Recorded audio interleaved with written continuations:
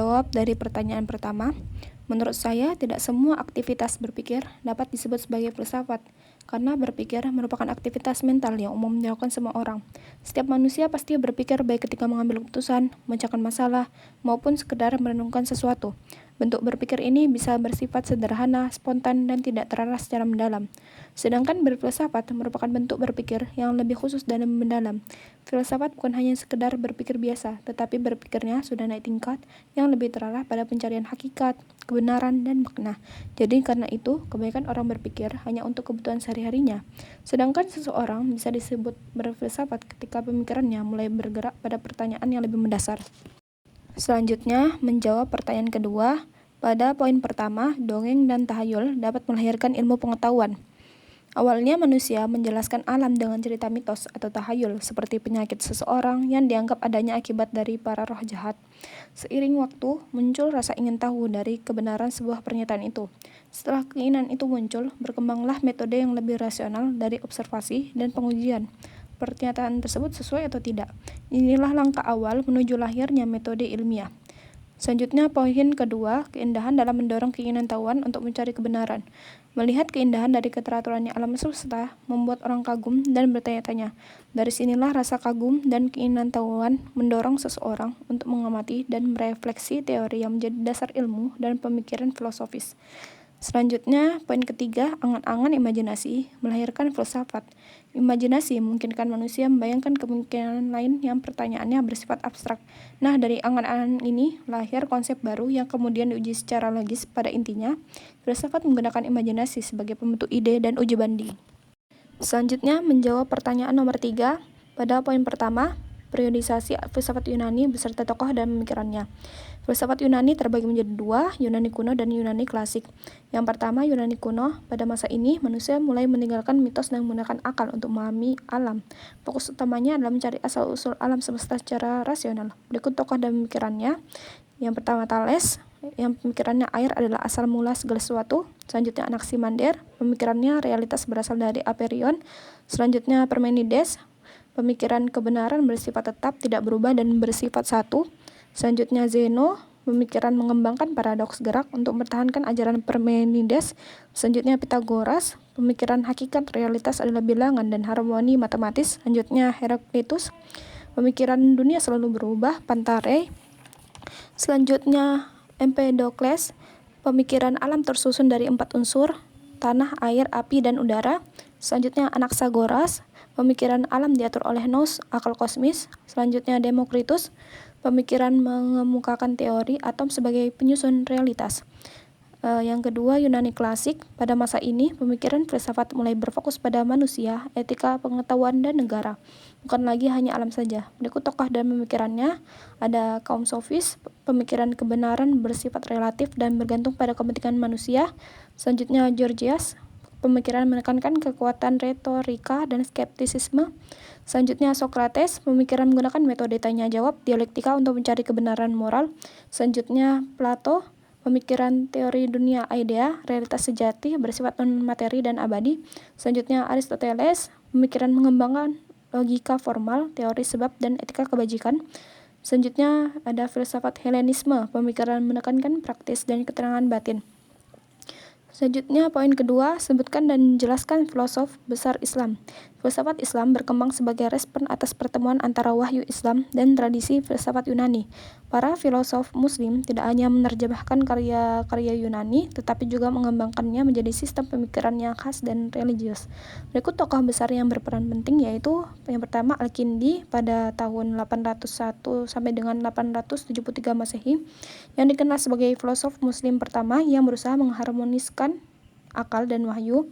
Ia menegaskan bahwa kebenaran rasional tidak bertentangan dengan ajaran agama karena keduanya berasal dari sumber kebenaran yang sama. Melalui karyanya dalam bidang metafisika, matematika, dan logika, Al-Kindi membuka jalan bagi berkembangnya tradisi filsafat dalam dunia Islam. Yang kedua, ada Al-Farabi pada tahun 872 sampai dengan 950 Masehi. Beliau melanjutkan tradisi tersebut dengan mengembangkan filsafat politik dan etika. Ia terkenal dengan konsep negara utama Al-Madinah Al-Fadilah, yaitu negara yang dipimpin oleh pemimpin yang bijak, berilmu, dan bermoral. Menurutnya, tujuan hidup manusia adalah mencapai kebahagiaan sejati melalui kesempurnaan akal dan akhlak. Selanjutnya yang ketiga, Ibnu Sina pada tahun 980 sampai dengan 1037 Masehi merupakan tokoh penting yang mengembangkan filsafat metafisika dan psikologi. Ia memperkenalkan konsep wajib al-wujud, yaitu Tuhan sebagai keberadaan yang niscaya dan sumber dari segala yang ada. Ia juga mengkaji hakikat jiwa manusia dan hubungannya dengan akal.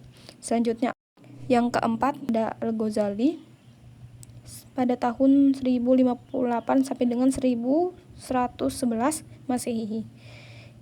Dikenal tokoh yang mengkritik keras para filsuf rasional. Dalam karyanya Tahafut al-Falasifah, ia menolak beberapa pandangan metafisika para filosof yang bertentangan dengan agama. Meski demikian, Al-Ghazali tidak menolak akal sepenuhnya, melainkan menempatkan wahyu dan pengalaman spiritual sebagai jalan utama menuju kebenaran. Selanjutnya, yang kelima, ada Ibnu Rushd pada tahun 1126 sampai dengan 1198 Masehi, merupakan tokoh pembela filsafat dalam dunia Islam. Ia menegaskan bahwa tidak mungkin terjadi pertentangan antara kebenaran wahyu dan kebenaran rasional. Dalam karyanya Tahafut al-Tahafut, Ibnu Rushd berusaha membuktikan bahwa ajaran filsafat justru membantu memperkuat pemahaman manusia pada ajaran agama. Selanjutnya, poin ketiga, pentingnya ilmu berdasarkan Al-Quran. Dalam sejarah perkembangan pemikiran manusia, konsep berpikir mengalami perubahan dari pola mitologis menuju pola rasional. Islam datang membawa konsep ilmu yang menempatkan pengetahuan sebagai bagian dari ibadah. Al-Quran berulang kali menekankan pentingnya ilmu melalui perintah membaca, berpikir, dan merenung. Wahyu pertama yang turun, Iqra, bacalah, menunjukkan bahwa fondasi peradaban Islam adalah ilmu pengetahuan.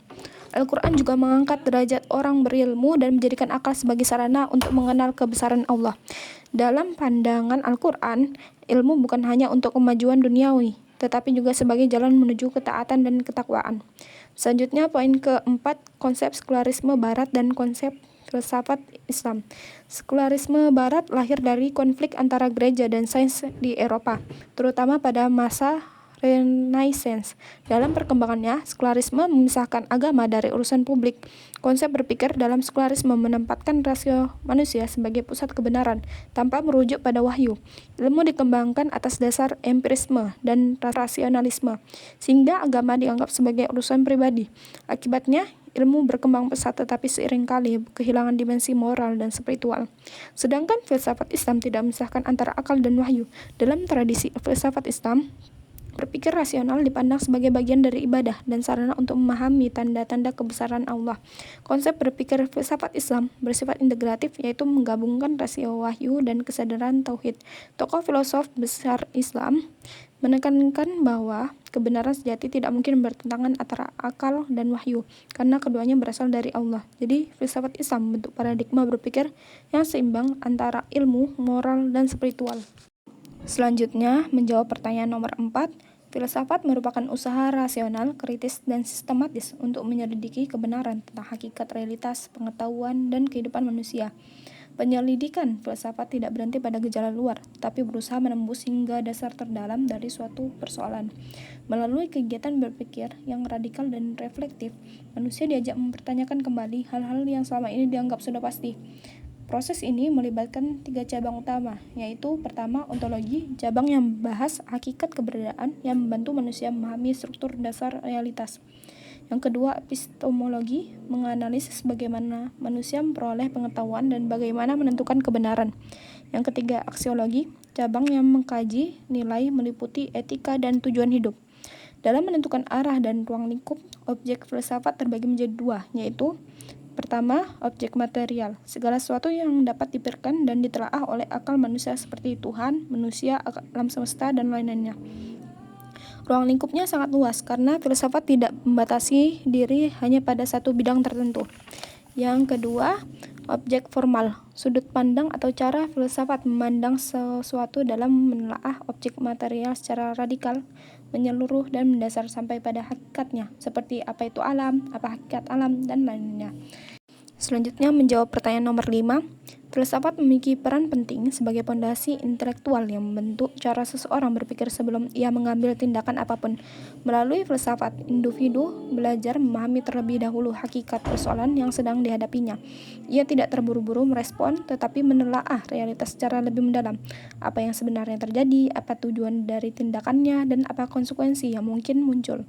Setelah memahami hakikat masalahnya, individu dapat menilai kebenaran informasi dan menggunakan nalarnya, sehingga keputusan yang dibuat berdasarkan pengetahuan yang valid. Setelahnya, individu akan mempertimbangkan nilai dan tujuan dari tindakannya, agar perilakunya selaras dengan kebaikan dan tidak merugikan orang lain. Pada intinya, filsafat membantu individu bertindak lebih bijak, terarah, dan dapat dipertanggungjawabkan. Sekian dari saya. Apabila ada perkataan yang salah, mohon maaf. Wabillahi taufiq wal hidayah. Assalamualaikum warahmatullahi wabarakatuh.